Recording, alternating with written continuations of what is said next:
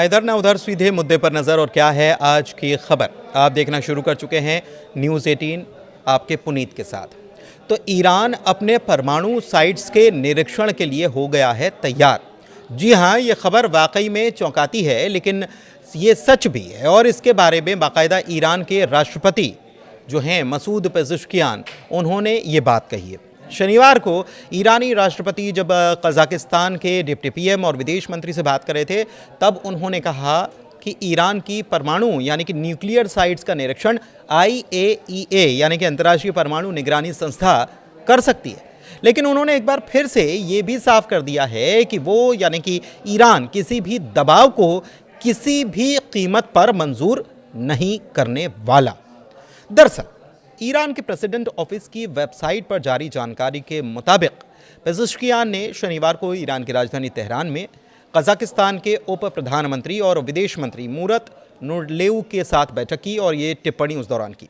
दरअसल तेहरान और वॉशिंगटन के बीच चल रही इनडायरेक्ट न्यूक्लियर टॉक्स यानी कि न्यूक्लियर को लेकर परमाणु बातचीत जो है, इस पर बातचीत को लेकर वो ये कहते हुए नजर आए हैं। समाचार एजेंसी सिन्हुआ के मुताबिक उन्होंने कहा कि ईरान की परमाणु गतिविधियां पूरी तरह से ट्रांसपेरेंट हैं यानी पारदर्शी हैं, और अंतर्राष्ट्रीय परमाणु ऊर्जा एजेंसी ने भी इसकी बार बार पुष्टि की है। तो ये ईरान का नज़रिया है। ईरान का नज़रिया यह है कि अंतर्राष्ट्रीय परमाणु एजेंसी यानी कि IAEA जो है, वो इसकी पुष्टि बार बार कर रही है कि उनकी जो न्यूक्लियर पॉलिसी है वो क्रिस्टल क्लियर है। ईरानी राष्ट्रपति पेज़ेश्कियान ने कहा है कि चूंकि हम निरीक्षण के लिए तैयार हैं, इसलिए हम राष्ट्रों को ज्ञान, प्रौद्योगिकी और वैज्ञानिक उपलब्धियों से वंचित करना अस्वीकार्य मानते हैं। इसमें उन्होंने ईरान को भी शामिल किया है। उन्होंने आगे ये भी कहा कि ईरान हमेशा से तार्किक चर्चा सुनने के लिए तो तैयार है, लेकिन वो कभी भी ज़बरदस्ती या फिर धौंस जैसी बात को मानने के लिए तैयार नहीं है, और कभी हम ऐसा नहीं करने वाले। कज़ाकिस्तान के विदेश मंत्री ने शांतिपूर्ण परमाणु गतिविधियों पर ईरान के सिद्धांतवादी और तार्किक रुख के प्रति अपने देश का सम्मान जताया है। नूरलेव ने कज़ाकिस्तान के राष्ट्रपति कासिम जोमार्ट टोकायेव का लिखित संदेश पेज़ेश्कियान को सौंपा है। नूरलेव ने कहा है कि उन्हें ये उम्मीद है कि यह संदेश दोनों देशों के संबंधों में, ताल्लुकात में एक नया अध्याय जोड़ने वाला है। बयान के मुताबिक दोनों पक्ष सभी क्षेत्रों में द्विपक्षीय संबंधों को बढ़ावा देने पर सहमत हुए। आपको ये बताएं कि ईरान और अमेरिका ने ईरानी न्यूक्लियर प्रोग्राम और ईरान पर लगे जो सैंक्शंस हैं, प्रतिबंध हैं, इसको हटाने के मुद्दे पर एक नहीं बल्कि अब तक 5 बार अप्रत्यक्ष यानी इनडायरेक्ट टॉक्स की हैं। लेकिन अभी तक इसे लेकर कोई हल या कोई अच्छी खबर निकल नहीं पाई है। हालांकि इसे लेकर ओमान मध्यस्थता भी कर रहा है, लेकिन अमेरिका जहां ये दावा करता नजर आया है कि बातचीत पटरी पर है और बहुत जल्द इसे लेकर अच्छी खबर दुनिया को पता चलेगी, तो ईरान की तरफ से सुप्रीम लीडर अली ख़ामेनी और राष्ट्रपति मसूद पेज़ेश्कियान ने यह साफ किया है कि हम अपने परमाणु कार्यक्रम को किसी कीमत पर बंद नहीं करने वाले। खबर यह भी है कि अमेरिका चाहता है कि अगर बिजली बनाना है, बिजली उत्पादन करना है, आगे बढ़ना है, आपके देश को इसकी ज़रूरत दरकार है, तो इसके लिए एक कार्यक्रम चलाया जो जा रहा है, उसे ऐसी जगह शिफ्ट किया जाना चाहिए जिससे कि ईरान के साथ सऊदी अरब, कतर को भी फ़ायदा मिल पाए। लेकिन ईरान इसके लिए भी किसी कीमत पर राज़ी नहीं है, और इसी मुद्दे पर दोनों देशों के बीच यानी कि अमेरिका और ईरान के बीच 5 दौर की बैठक होने के बाद भी गतिरोध जारी है। दूसरी तरफ ईरान के जो सैन्य प्रमुख हैं, उनकी तरफ से लगातार ये खबरें सामने आ रही हैं कि हम हर प्रकार की तैयारी कर रहे हैं युद्ध को लेकर। उन्होंने हथियारों के गोदाम से लेकर तमाम तरीके की बात कही है, और उन्होंने कहा है कि हमारे हाथ की उंगली जो है वो ट्रिगर पर है।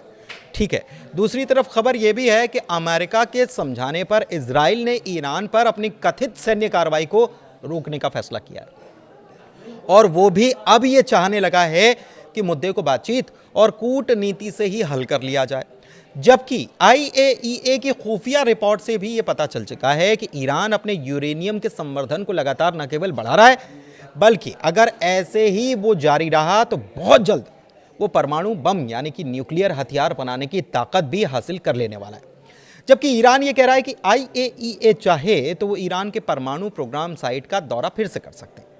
हाल के वक्त में अगर देखा जाए तो ईरान की तरफ से ये बयान काफ़ी चौंकाता है, क्योंकि इससे पहले भी ये कहा जा रहा था कि IAEA के इंस्पेक्टर्स को ईरान ने अपने न्यूक्लियर साइट्स पर जाने से रोका है और उन पर कुछ बैन भी लगाए गए हैं। लेकिन दूसरी तरफ ईरान ये बार बार कहता भी नजर आया है कि हमारा प्रोग्राम, परमाणु प्रोग्राम जो है वो ऊर्जा के लिए है, न कि परमाणु बम बनाने के लिए, और हम ये बार बार कहते नजर आए हैं। लेकिन चौंकाने वाली खबर यहाँ पर ख़त्म नहीं हो रही है, क्योंकि अब ईरान की तरफ से सरकारी मीडिया ने ये दावा कर दिया कि तेहरान ने इजरायली परमाणु फाइल का खजाना हासिल कर लिया है और ये बेहद ही संवेदनशील दस्तावेज हैं। केवल दस्तावेज नहीं है, बल्कि वीडियो और फोटो होने की भी बात कही जा रही है, लेकिन अभी तक इसे लेकर कोई सबूत पेश नहीं किया गया है। और अगर ये बात सही है तो इसे हम ऐसे समझ सकते हैं कि दुनिया की सबसे खुफिया और ख़तरनाक एजेंसी जो है उसे मोसाद माना जाता है, और मोसाद हर उस जगह की सुरक्षा में तैनात रहती है जो संवेदनशील है। और ऐसे में मोसाद के घर में सेंध लगाने का काम क्या ईरान ने कर लिया है, ये एक बड़ा सवाल है, क्योंकि ईरान तो दावा यही कर रहा है।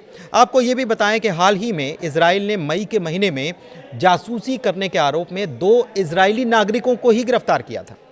कहा यह जा रहा है कि इन्हीं इजरायलियों की तरफ से जो खुफिया ऑपरेशन ईरान के लिए चलाया गया था, उससे ईरान के पास ये जानकारी पहुंची। ईरान के सरकारी टीवी के मुताबिक ईरान के खुफिया तंत्र ने जायोनी शासन से संबंधित भारी मात्रा में रणनीतिक और संवेदनशील जानकारी और दस्तावेज हासिल कर लिए हैं। बताएं कि इजरायली नागरिकों को मई में इजरायली पुलिस ने ईरान की तरफ से खुफिया जानकारी इकट्ठा करने के शक में गिरफ्तार किया था। दोनों को कफर अहिम शहर में खुफिया जानकारी इकट्ठा करने के आरोप में पकड़ा गया था।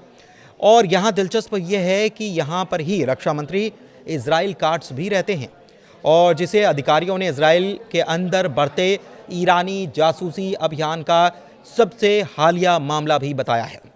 ईरानी और ईरान समर्थक मीडिया आउटलेट्स ने शनिवार को यह भी दावा किया कि तेहरान को रणनीतिक और संवेदनशील इजरायली खुफिया जानकारी का एक भंडार प्राप्त हुआ है, बहुत विशाल है, जिसमें हज़ारों पन्नों की जानकारी है। इसमें इजराइल की परमाणु सुविधाओं और रक्षा योजनाओं से जुड़ी फाइलें भी शामिल हैं। ये रिपोर्ट हिजबुल्लाह से जुड़े लेबनानी समाचार चैनल अल मायादीन और ईरान की तस्नीम समाचार एजेंसी के द्वारा भी छापी गई थी, लेकिन इसमें दस्तावेज़ों के बारे में कोई जानकारी नहीं दी गई है कि ये दस्तावेज जो मिले हैं ये किस प्रकार के। सरकारी टेलीविज़न के मुताबिक ये डेटा एक सीक्रेट ऑपरेशन के दौरान निकाला गया और इसमें बड़ी मात्रा में सामग्री शामिल थी। इसमें दस्तावेज हैं, फ़ोटोज़ हैं और वीडियो भी शामिल है।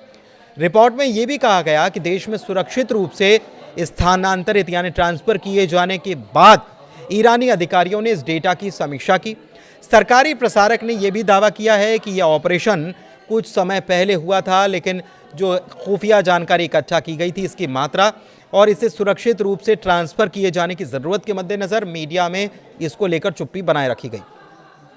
दावा तो यह भी किया जा रहा है कि यह खुफिया जानकारी रॉय मिजराही और अलमोग अतियास की तरफ से जुटाई गई थी और भेजी गई थी। ये 2 लोग हैं जिनको इजराइल ने पकड़ा है। आपको बताएं कि इन दोनों ही लोगों को कफर अहिम शहर में खुफिया जानकारी इकट्ठा करने के आरोप में पकड़ा गया था और इजराइल काट्स का घर भी यहीं है। दोनों 24 साल के हैं और हाइफा के करीब नेशेर के रहने वाले हैं। अधिकारियों ने यह भी बताया है कि मिजराही ने 2025 तक ईरानी गुर्गों के साथ कांटेक्ट बनाए रखा और सुरक्षा से संबंधित कई मिशन को अंजाम दिया, जिसमें से कुछ तो अतियास के साथ मिलकर किए गए। दोनों ही इस बात को अच्छे से ये जानते थे कि ईरान की तरफ से मिल रहे इंस्ट्रक्शन पर वो काम कर रहे थे। बताया ये भी गया कि इन्होंने एक मिशन में ईरानी संचालकों के निर्देश पर ज़मीन में दबा हुआ एक बैग जिसमें कोई विस्फोटक होने का शक था, उसे एक जगह से दूसरी जगह ट्रांसफ़र करने का काम किया। अभी तक जो जानकारी मिली है उसके मुताबिक जासूस मिजराही ने कथित तौर पर अपने संपर्कों के साथ जो कनेक्शन थे उनके साथ कनेक्शन बनाए रखने के लिए एक नए फ़ोन और एन्क्रिप्टेड मैसेजिंग ऐप का इस्तेमाल किया था। हाल के सालों में ईरानी खुफिया एजेंसियों ने पैसे के बदले में आम इजरायलियों को जासूस के रूप में भर्ती करने के प्रयास बढ़ाए हैं। पिछले दिसंबर में पुलिस ने ईरान की ओर से जासूसी गतिविधियों के आरोप में लगभग 30 इजरायलियों को गिरफ्तार किया था और इनमें से ज़्यादातर तो यहूदी ही थे। ये बड़ा चौंकाता है। वैसे इससे पहले तेहरान ने इजराइल पर अपने कई परमाणु वैज्ञानिकों की हत्या के आरोप लगा रखे हैं, जबकि इजराइल का ईरान पर यह आरोप है कि वो ईरान आतंकवादी समूहों का समर्थन करता है, मसलन हूतीज़ का समर्थन करता है, हिजबुल्लाह का समर्थन करता है, हमास का समर्थन करता है और विदेशों में इजरायली हितों पर वो हमला भी कराता है। धन्यवाद।